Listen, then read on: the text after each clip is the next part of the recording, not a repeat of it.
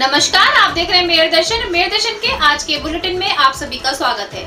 आज के बुलेटिन के साथ मैं हूं निशा।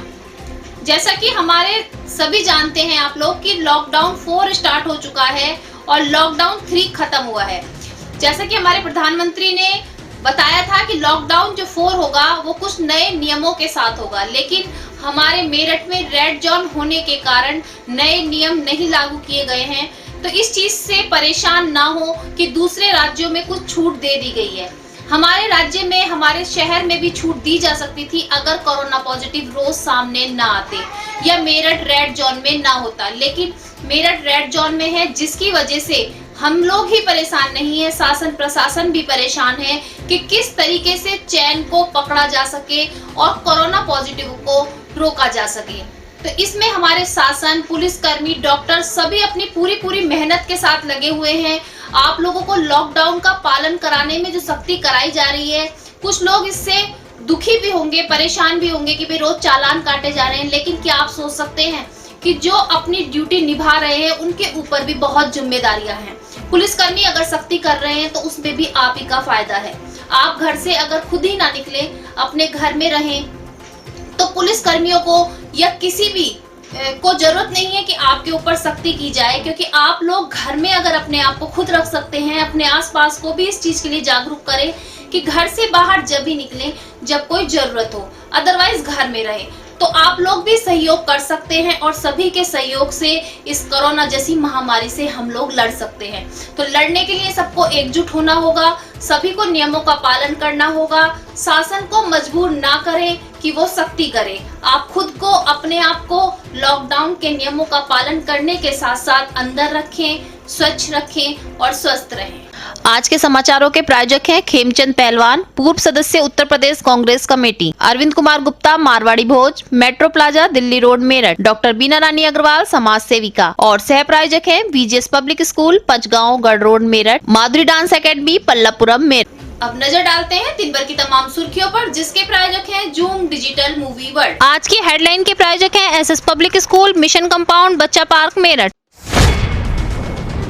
मेरठ में आज एक वरिष्ठ फिजिशियन समेत मिले 12 कोरोना पॉजिटिव।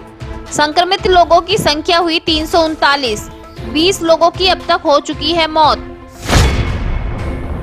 लॉकडाउन के दौरान मेरठ में फंसे 1600 से भी अधिक मजदूरों को बिहार के लिए किया गया रवाना। मजदूरों के पहुंचाने में प्रशासन ने ही की सभी व्यवस्थाएं। खैरनगर के प्रेम फार्मा में काम करने वाले कोतवाली थाने के पीछे रहने वाले युवक वरुण गोयल निकला कोरोना पॉजिटिव। युवक को मेडिकल में किया भर्ती। तपती धूप में हमारी सुरक्षा में जुटी पुलिस, बिना पंखे बिना छाते चौराहों पर है तैनात। सस्ते गल्ले के राशन से सभी जरूरतमंदों को सरकार द्वारा राशन देने का है आदेश। काशीराम कॉलोनी में राशन विक्रेता नहीं दे रहा किसी को भी राशन मांगने पर करता है मारपीट।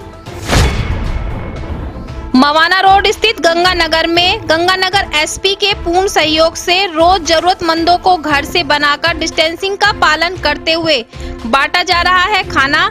अखिलेश भदौरिया के संग सुरेश पाल, सुमित कुमार, बबलू पारस का भी रहा पूर्ण सहयोग। मेरठ DM के आदेश पर सोमवार और गुरुवार को रहेगा संपूर्ण लॉकडाउन। आज संपूर्ण लॉकडाउन के दिन चौराहे पड़े रहे सूने, जनता ने किया पूरा सपोर्ट।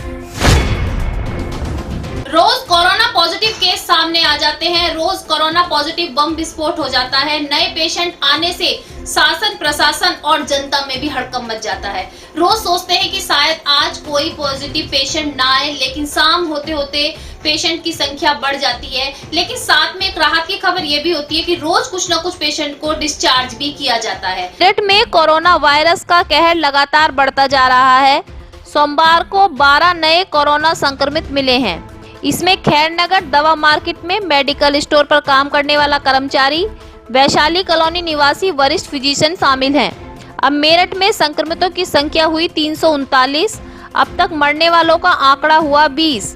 वहीं 146 लोगों को किया जा चुका है डिस्चार्ज। मेरठ के DM ने आदेश दिए थे कि सोमवार और गुरुवार को प्रत्येक सोमवार और प्रत्येक गुरुवार को लॉकडाउन संपूर्ण लॉकडाउन के रूप में रहेगा। जी हाँ, आपको बताते चलें कि सुबह केवल मेडिकल और दूध की दुकानें खुलेंगी, बाकी सभी दुकानें बंद रहेंगी। उसी चीज की सख्ती कराने के लिए, उसी नियमों को, उस लॉकडाउन को सफल बनाने के लिए हमारे पुलिस प्रशासन अपनी ड्यूटी को बहुत अच्छे से निभा रहा है। वैसे तो कोरोना फाइटर्स सभी हैं, जो डॉक्टर्स कोरोना पॉजिटिव पेशेंट का इलाज कर रहे हैं वो भी कोरोना फाइटर्स हैं, लेकिन आज मई का सबसे गर्म दिन था और हमारी खाकी यानी कि हमारी पुलिस अपनी पूरी ड्यूटी को बहुत अच्छे से हर चौराहे पर खड़े होकर करती नजर आई। ना वहां पर पंखे थे, ना छाते थे, पूरी धूप में पुलिस प्रशासन खड़ा, और केवल किस लिए? आप लोगों के बचाव के लिए, कि अगर वो अपनी ड्यूटी को बहुत अच्छे से करेंगे तो शायद आप लोग सख्ती ही समझकर घर में रहेंगे और बाहर नहीं आएंगे। तो पुलिस प्रशासन को भी हमारे मेयर दर्शन की ओर से सलाम किया जाता है, और सभी देश की तरफ से भी, कि हमारे देश में ऐसे पुलिस कर्मी भी हैं जो अपनी जान, अपनी जो शरीर की धूप, गर्मी, बरसात सबको वहन करते हुए, सबको देखते हुए फिर भी अपनी अपनी ड्यूटी को बहुत अच्छे से निभा रहे हैं और हर तत्पर, हर तरीके से अपना पूरा योगदान दे रहे हैं कि अपने शहर को इस कोरोना जैसी महामारी से बचा सके। योगदान तो सभी का है, सब पूर्ण योगदान के साथ जनता भी अपना पूर्ण योगदान दे रही है, घर में रह रही है, नियमों का पालन कर रही है, लेकिन पुलिस प्रशासन की सख्ती को देखते हुए भी उनका एक रूप ये ना देखें कि वो सख्ती कर रहे हैं, केवल सख्ती इसलिए है कि आप लोगों को बचाया जा सके। जैसे इतनी गर्मी हो रही है और आप आज अब भी रोड पर खड़े होकर ड्यूटी कर रहे हैं, क्या कहना चाहते हैं जनता के लिए कि जनता मान रही नहीं मान रही? अब जनता पूरे कर्फ्यू में जैसे आज फुल लॉकडाउन है तो कम निकल रही है, बहुत ही मजबूरी वाले आदमी आ रहे हैं बाहर, बहुत कम लोग हैं। और आप धूप में खड़े होकर ड्यूटी को निभा रहे हैं, जो हमारा फर्ज हम कर रहे हैं जितना हो सकता है। कोरोना महामारी के चलते जहां लॉकडाउन कर दिया गया था और जो मजदूर थे, प्रवासी मजदूर थे, जिस जगह पर थे उसी जगह पर रुक गए थे। शासन ने आदेश दिया था कि जो भी व्यक्ति जहां है लॉकडाउन के चलते वो वहीं रहेगा। तो इस बीच में बहुत सारी परेशानियों का सामना करना पड़ा। जो प्रवासी मजदूर थे, काम करते थे, उनका काम रोजगार खत्म होने के कारण भूखे मरने की नौबत आ गई थी। शासन द्वारा अब जैसे चौथा लॉकडाउन शुरू हुआ है तो उन प्रवासी मजदूरों को उनके देश, उनके क्षेत्र में भेजने के लिए ट्रेन, बसों की सुविधाएं दी गई थी। मैंने पहले भी आपको न्यूज में बताया था। तो आज भी बहुत सारे मजदूरों को 2-3 दिन से लगातार बहुत सारे मजदूरों को उनके क्षेत्र में भेजा जा रहा है।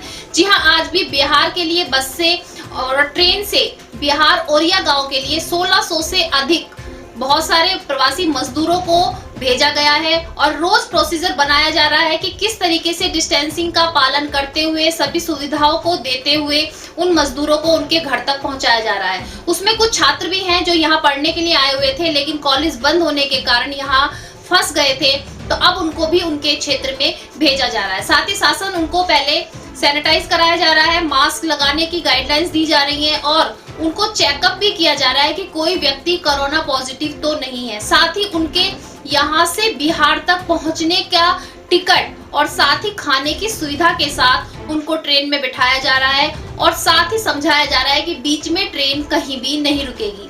तो ये एक शासन का प्रयास है कि मजदूरों को जो यहाँ फंसे हुए परेशान हो रहे थे उनको उनके क्षेत्र भेजा जा रहा है। आज मेरठ डीएम ने जानकारी दी कि किस तरीके से मजदूरों की जो वहां तक पहुंचाने की जो तरीका है, पूरा किस तरीके से प्रोसीजर बनाया गया है। जनपद मेरठ में आज हमें जो है 22 बोगी मिली है, जिसमें लगभग 16 तो जो है प्रवासी श्रमिक हैं, उनको हम लोग बिहार भेज रहे हैं। कल भी हमें जो है जो ट्रेन मिलेगी उसमें भी 22 बोगी रहेगी, जिसमें लगभग 16 तो और श्रमिकों को हम लोग जो है बिहार भेजेंगे।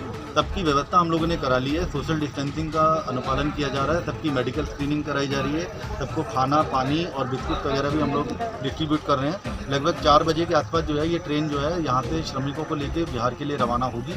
इसके अलावा 5:30 बजे एक जम्मू कश्मीर के लिए भी जो ट्रेन है वो भी हमारे यहाँ आएगी, हमारे मेरठ सिटी में। उसमें हमारे जनपद के लगभग 326 लोग रहेंगे, जिसमें 80 के आसपास बच्चे हैं और जो यहाँ पढ़ते थे, और इसके अलावा बाकी हमारे यहाँ के जो है श्रमिक लोग हैं, इनको भी हम लोगों ने भेजने के लिए व्यवस्था कर ली है। इसके अलावा मुजफ्फरनगर और नोएडा के जो जम्मू कश्मीर के जो लोग बच गए हैं वो भी यहीं आके मेरठ आएंगे शाम को और यहीं से जो है ट्रेन में जाएंगे। इनके लिए भी हम लोगों ने व्यवस्था कर ली है। कल एक ट्रेन और बिहार की आएगी, उसमें भी हम लोग 1600 लोगों को भेजेंगे। कल हम लोगों ने जो है 457 लोगों को जो है झारखंड जो है 15 बसों से भेजा है, और जो अन्य जनपदों के लोग हैं जो हमारे माइग्रेंट लेबर्स हैं उनको भी हम लोग बसों में बैठा के व्यवस्था कराकर उनको अपने गंतव्य स्थान पर पहुँचाते हैं। नवीन सब्जी मंडी में कोरोना पॉजिटिव पाए जाने के बाद अंदेशा हो गया था कि खैर नगर में भी इतनी भीड़ रहती है, शायद वहां कोई कोरोना पॉजिटिव ना पाया जाए। बार बार अंदेशा जताया जा रहा था, बार बार समझाया भी जा रहा था। जानते हैं दवाइयों की जरूरत सबको होती है और दवाई लेने के लिए जाना भी जरूरी था, लेकिन बार बार समझाने के बाद भी कि सोशल डिस्टेंसिंग का पालन करें, मास्क लगाएं और थोड़ी दूरी बनाकर आप अपनी अपनी शॉप पर खड़े हो, लेकिन उसके बाद भी जनता सुनने को तैयार नहीं थी। वैसे तो खैर नगर से मामला पहले भी सामने आया है, लेकिन आज एक खैर नगर में जो मेडिकल पर काम करता था वही व्यक्ति कोरोना पॉजिटिव निकला। तो आपको बताते चले कि किस तरीके से जहां पर भीड़ वाले इलाके हैं और जहां पर शासन बहुत सख्ती भी कर रहा है, बार बार आप लोगों को समझा भी रहा है, तो आज वहां से भी एक केस सामने आ गया कि मेडिकल पर वो युवक काम करता था और उसी मेडिकल उसकी तबीयत खराब थी और चेकिंग के बाद पता चला कि वो कोरोना पॉजिटिव था। उसको मेडिकल में भर्ती भी कराया गया, लेकिन खैर नगर के सभी मेडिकल स्टोर में और वहां पर दवाई लेने जाने वाले व्यक्तियों में भी हड़कंप मचा हुआ है। शायद किसने वहां से दवाई ली होगी। अब शासन के लिए एक काम और बढ़ गया है कि उससे जुड़ी चैन को ढूंढना भी बहुत मुश्किल होगा, क्योंकि दिन भर में मेडिकल पे दवाइयां लेने के लिए काफी लोग आते हैं और इस चीज की जानकारी करना बहुत मुश्किल होगा। तो आपको फिर बार बार समझाया जा रहा है कि जहां पर भीड़ वाले स्थान है, सोशल डिस्टेंसिंग का पालन करें और जो कोशिश करें कि कम से कम आप वहां पर जाएं, जाने से बचें, क्योंकि आपका बचाव ही आपको बचा सकता है, अन्यथा आप भी कोरोना पॉजिटिव की चपेट में आ सकते हैं। जरूरतमंदों की जरूरत अभी भी पूरा की जा रही है। हर तरीके से हर व्यक्ति अपना पूरा योगदान कर रहा है कि लॉकडाउन के चलते कोई भी भूखा ना रहे। मवाना रोड स्थित आज गंगानगर में जरूरतमंदों की जरूरत पूरा करने के लिए गंगानगर एसपी के सहयोग से जरूरतमंदों को खाना बांटा गया। अपने घर से ही खाना बनाकर और डिस्टेंसिंग का पालन करते हुए वहां पर जो मजदूर थे, जाने आने वाले जो प्रवासी मजदूर जा रहे हैं या जो वहां पर झोपड़ी बनाकर रह रहे हैं आसपास के इलाकों में, उन सभी को खाना बांटा गया। तो आप देख सकते हैं कि किस तरीके से हर कोई अपना तरीके से मदद करने के लिए आगे आ रहा है कि कोई भी व्यक्ति लॉकडाउन के चलते भूखा ना रहे, क्योंकि भूख के कारण बहुत सारी परेशानियां कायम हो जाती हैं। तो उस भूख को ही देखते हुए हर कोई आगे आ रहा है और ये व्यक्ति भी जो खाना बांट रहे हैं, 2 दिन से लगातार मजदूरों को और वहां रहने वाले झुग्गी झोपड़ी वालों को खाना दिया जा रहा है। लॉकडाउन के चलते सरकार द्वारा आदेश दिया गया था कि सरकारी सस्ते गल्ले की दुकानों से हर व्यक्तियों को जिनके पास राशन कार्ड है उनको राशन दिया जाएगा। साथ ही अब एक गाइडलाइन और दी गई थी कि जिनके पास राशन कार्ड भी नहीं है उनको भी राशन वितरित किया जाएगा। लेकिन एक घटना सामने आ रही है काशीराम मोहल्ले की कि वहां पर सरकारी सस्ते गल्ले की दुकान से लॉकडाउन के चलते एक भी बार राशन नहीं दिया गया। वहां के क्षेत्रवासियों ने गुहार लगाई है सरकार से कि सरकार जो राशन भेज रही है वो राशन उन तक आज एक बार भी नहीं पहुंचा। अगर कोई व्यक्ति राशन की मांग राशन विक्रेता से करता है तो उसके साथ मारपीट की जाती है, गाली गलौज की जाती है। अभी कुछ दिनों पहले बताया जा रहा है कि राशन मांगने के पर जो वहां का राशन विक्रेता है उसने कुछ गुंडों को बुलाकर महिलाओं के साथ मारपीट भी की और कहा कि राशन नहीं दिया जाएगा। तो ऐसा अन्याय क्यों किया जा रहा है जब सरकार की तरफ से जरूरतमंदों के लिए पूरी सुविधाएं दी जा रही हैं, हर चीज की सुविधाएं उन तक पहुंचाने के लिए कहा भी जा रहा है, लेकिन बीच में ये लोग क्यों ऐसा कर रहे हैं जो जरूरतमंदों तक राशन नहीं पहुंचा रहे हैं। तो सरकार से आज वहां के क्षेत्रवासियों ने अपील की है, कहा है कि एक बार आकर उस कॉलोनी में जरूर देखें कि क्या कारण है जो उन्हें अब तक एक बार भी राशन नहीं दिया गया।